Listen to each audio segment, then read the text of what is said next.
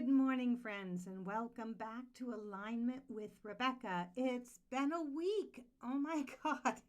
So, what happened here is we had a big storm in Utah and we had hurricane level winds. So, we lost our electricity for several days. And after we got the electricity back, and of course the storm had left and everything, we had a mess.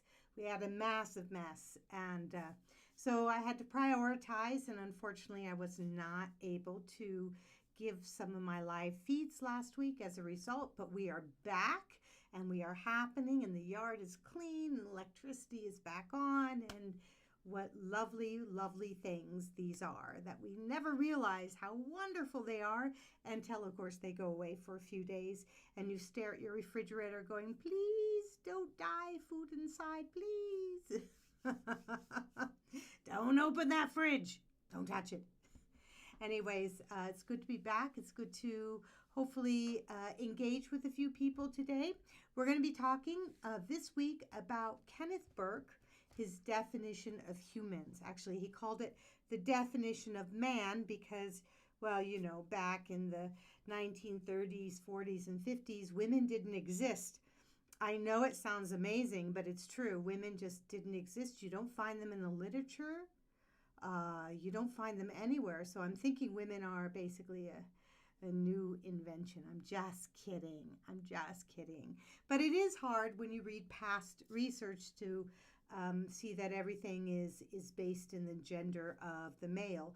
And the female gender is pretty much erased. So I like to make a joke about that because, well, in a sense, we are just now emerging to realize that we have spent a very long time dividing people out among gender to make sure only one is prominent. If you look at early history books, if you look at the history of just about any subject, I mean, you know, NASA, that famous movie came out that showed that a lot of the people who helped create and helped send off the very first ships into outer space were women, you know, and they were women of color to boot. So, you know, we hide a lot of this history through our language, and that's important for our discussion today because we're going to be talking about this definition of humans and our use of symbols. So let me read Burke's definitions of humans. And then what we'll do is every day this week, we're just going to break it down just a little bit at a time so we can have a better understanding. And the reason I chose Burke's definition, on the one hand, I'm in love with Kenneth Burke's scholarship. I am. You've heard me talk about him before. You'll hear me talk about him again. What I really like about this particular scholar is that he didn't see those lines of division between topics of study and discussion. You know, we're such specialists today. We like to really narrow our vision of what we're studying, what we're thinking about, how we're doing things. But Burke wasn't that kind of guy. He was the kind of guy who said, well, I think it's really weird that you're using this different kind of a language to describe the exact same I'm talking about, and why are we making all these divisions? He didn't see divisions in scholarship. He saw how everything was interconnected. He understood that the process of understanding and investigation and proposing, of writing a thesis, a proposal, an idea, was that we didn't put barriers on ourselves.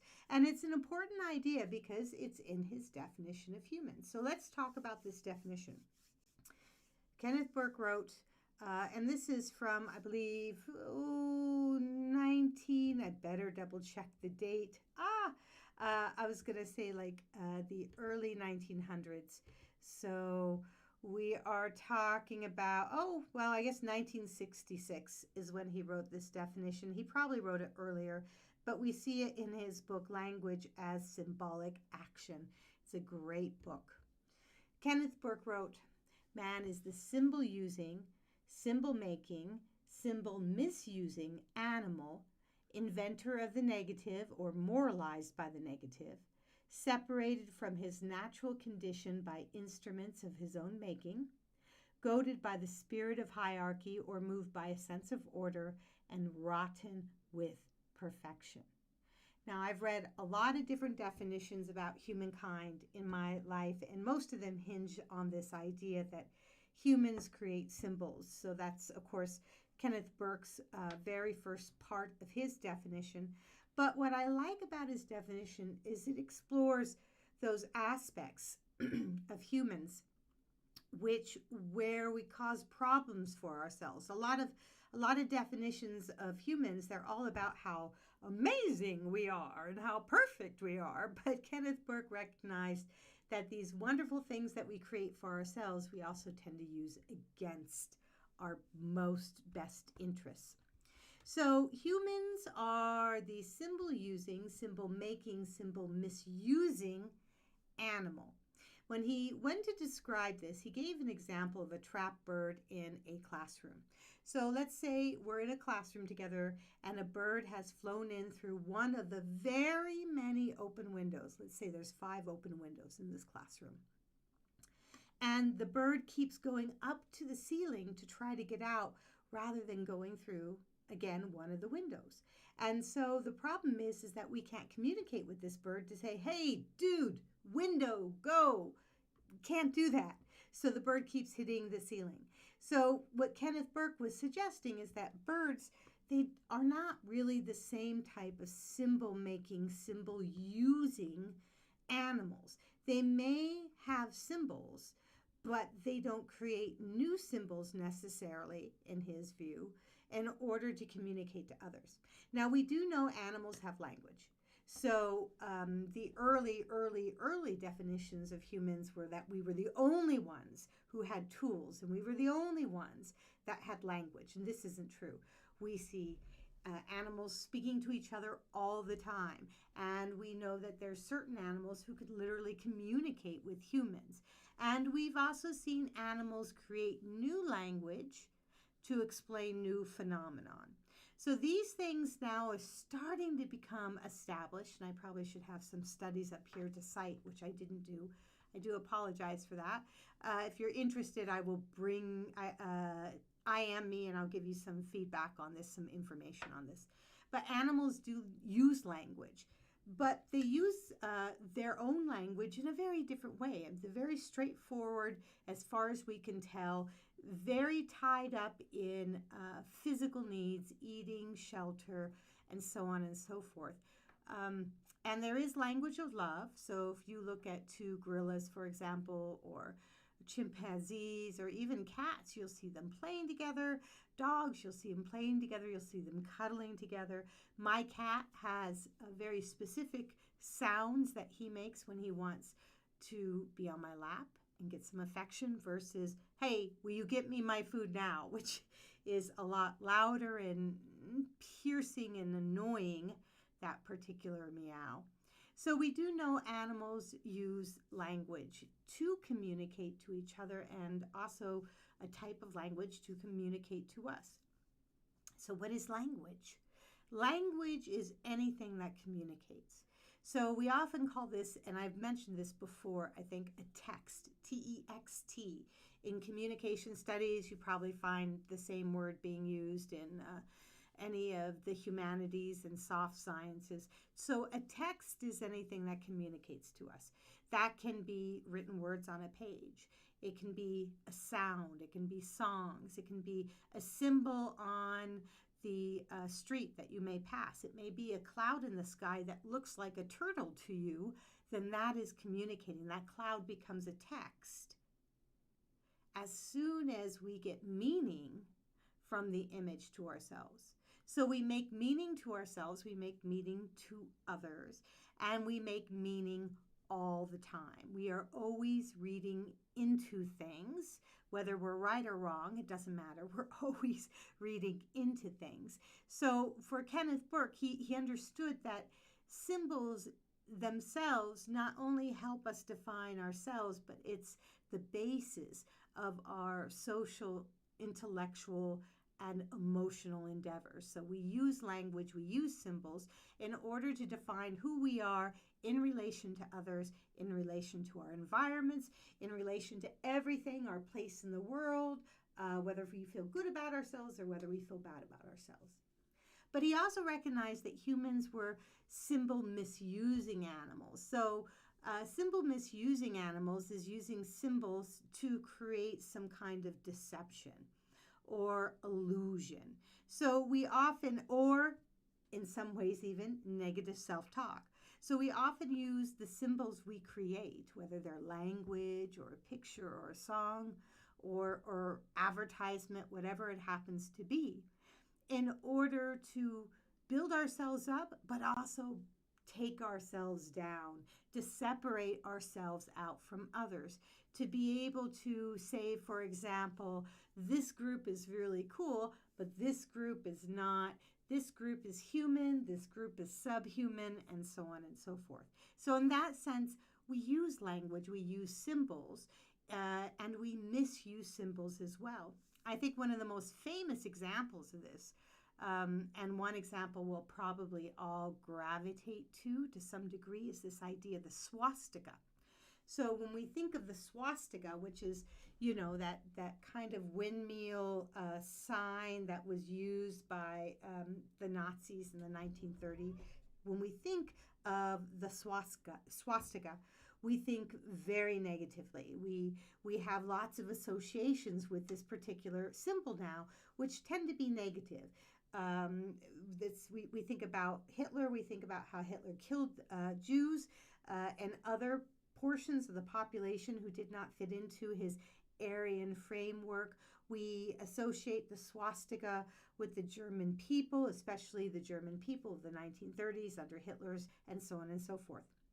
But this symbol that we have all this negative connotation for was a really beautiful symbol at one time before it was adopted by the Nazi Party, and basically its meaning destroyed for any positiveness by many of us. Originally, it is an ancient symbol. It was a religious symbol. It was used by Hindus and also Buddhism. It's said to be the symbol represented Buddha's footprints. And so we had a symbol at one time from ancient times that definitely showed the Eurasian peoples to believe in spirituality and harmony and love. It was a beautiful symbol. You can see the balance in that symbol and why people might see it as a symbol of balance, a symbol of walking that path to enlightenment, such as the Buddha did. So for many, many, many, many eons, this was a symbol of great love. And then it was transformed. It was misused. It was taken from a very high place of respect and put down into the ground of confusion and baseness, if you will, when it was transformed to represent a form of hate. So symbols can be used as positive things for us and also can be used in very negative ways. And this is particularly important when we talk tomorrow, when we talk about Kenneth Burke and how we are the inventors of the negative, or we are moralized by the negative. And before we get into that talk tomorrow, I have one challenge for you. And this challenge is really super important. So please, if you do listen to me, get out a piece of paper and a pencil, and I want you to write this down. Every time you phrase something today in a negative, I want you to write that down. Every single time today you speak in a negative, and it could be like, don't touch that. That's a negative. Thou shalt not eat peanut butter at 5 a.m. in the morning. That's a negative. So if you have any negative self-talks, I'm ugly, he's ugly, my God, look how big that woman is. Why did she choose to wear those pants? Anything like that. All of these little thoughts that pop in, I want you to be aware of them today. I want you really to become the observer today and listen to these things and have a pad of paper with you and a pencil, or of course you could use your device. You could use your notepad on your phone or whatever. I want you to mark down every single time you say a negative about someone else, about yourself, about your environment, about the news. Just mark it down. And then come back here tomorrow and let me know in the chat area how many times you found yourself talking in the negative. And this is really going to be important, not only because we're going to be talking about the problem and the impact of negative self-talk, but what does it mean to be moralized by the negative, as Kenneth Burke suggests? And really, we do it a lot. So it was a good thing that he observed that. So that's your homework for today. Write down all the negatives, all the thou shalt nots, do not, don't do, I am ugly, bad, whatever it is. Write it down. If you're super judgmental to somebody, write it down. If you're only thoughts, you didn't share them, but they were thoughts of judgments like that, write it down. And then we'll talk about what happens to our brain, our literal brain, when we are moralized by the negative. But until then, I would like you all to take a quick seat. Take a deep breath. It's a Tuesday. We've got a few more days left to the working week. For those of us who do not work traditional hours, you'll know how many days you have. I hope everybody takes at least one day off a week to get balanced, to feel rooted. And we're going to go ahead and start our music now. This is Garden Music by Kevin MacLeod. It's impetech.com. He offers a lot of music for people who create content to use in the background. And all he asks is for us to send people to his website. Check out his music. He's amazing. I have a friend that uses a lot of his music for feature films, actually. So there's some good stuff there. Check out Kevin MacLeod, and if you have a few bucks, donate. That would be terrific. And no, I'm not getting a kickback. All right, let's start with our coherent breathing. We start that by just getting in touch with our breath. Feel it down into the root of your body.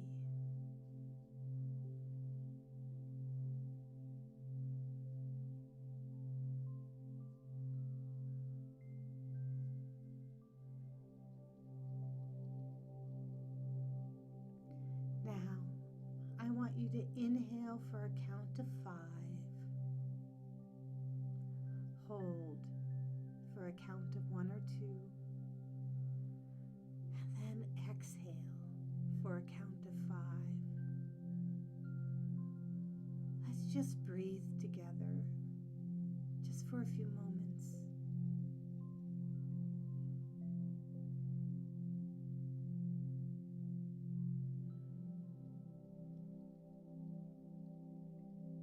Inhaling through your nose and exhaling through your nose.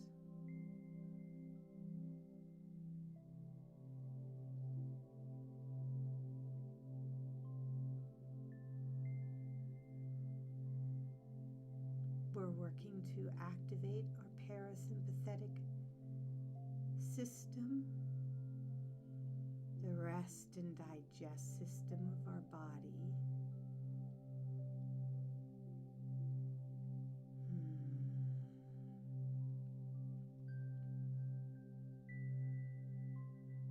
Now, I want you to center your breath in your heart center, right here.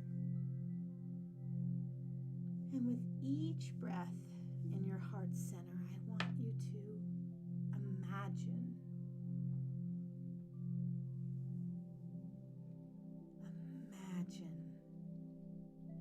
how your heart expands.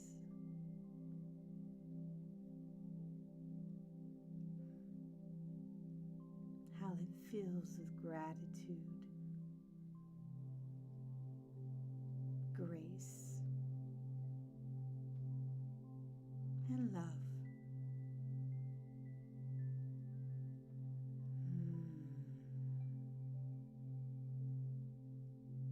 Imagine Imagine that spreading wider and wider. A great white and violet light coming directly from your heart center and then expanding out to encompass your whole body. You are, in a sense, standing inside a sphere of love, reassurance, light, and healing.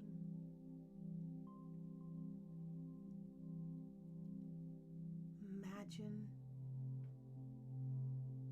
being engulfed by this healing, positive energy that you're creating. Your own symbols, creating the symbols of love,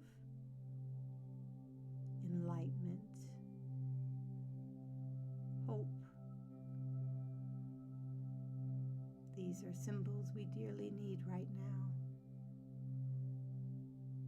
And if each of us takes a few minutes every day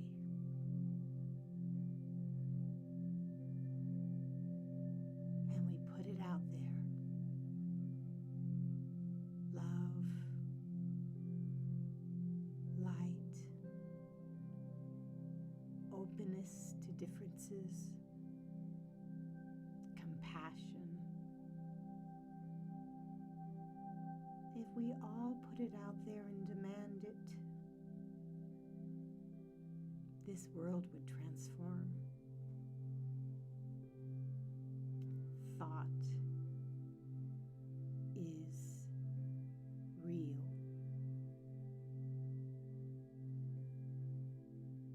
Your thoughts are powerful.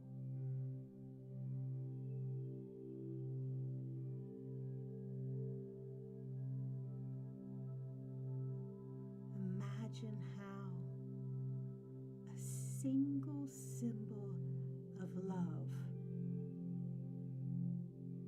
of compassion, can change somebody's world in an instant.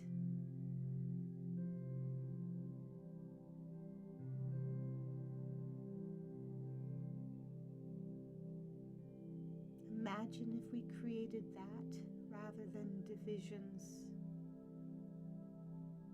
anger, self-hate, hate for others.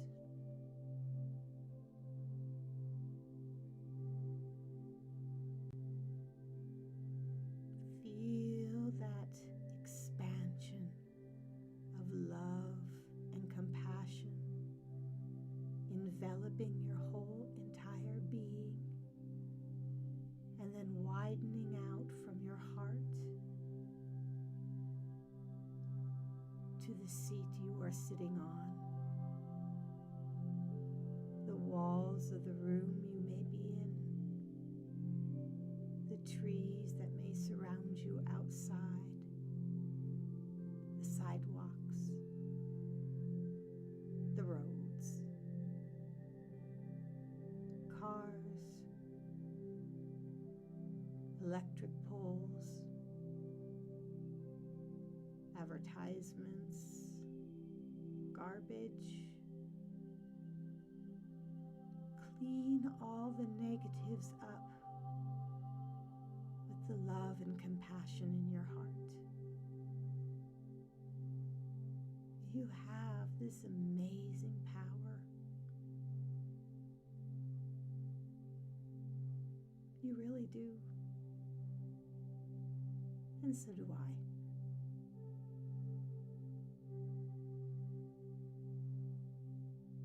Now, as that light is expanded from you, I want you to imagine a gift of self-love and appreciation coming to you from the root of your head, going down your face, the back of your skull, all the crevices of your face, your chin, ear canals, your throat, sinuses, the back of your neck, your shoulders. Feel the sense of love and self-gratitude, self-love coming into you, taking over your limbs. Feel the warmth, the delight, the relief as it makes its way down your body, your chest, your lungs, the back of your neck, your back, your sits bones, the muscles in your gluteus maximus, your sacrum area, your solar plexus, all your vital organs, your thighs, your knees. Feel it invading your calves, your shins, the ankles, and then feel a great sigh of relief in your feet, the heels of your feet, your toes.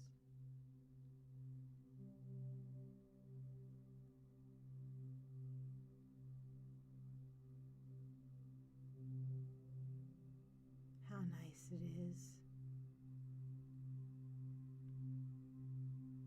How much of a relief, a time out to have this moment,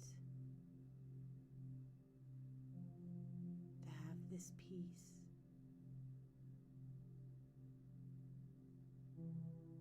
We have to start with us, ourselves, in some ways before we can help others. We have to become the observer of ourselves, aligned with the process of living, flexible and plastic enough to adjust when we need to, rather than resist and bang our head against a wall of our own creation.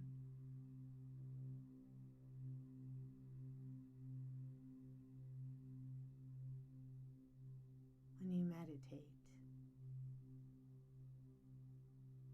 you encourage this flexibility. You widen your ability to understand and offer compassion. You limit the negative.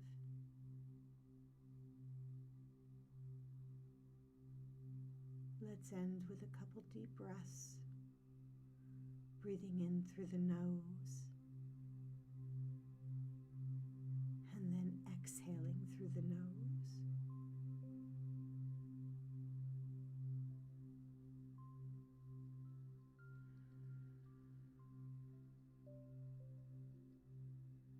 Now, gently open your eyes and look around. Allow your body to remain in its relaxed state, but your eyes are alert.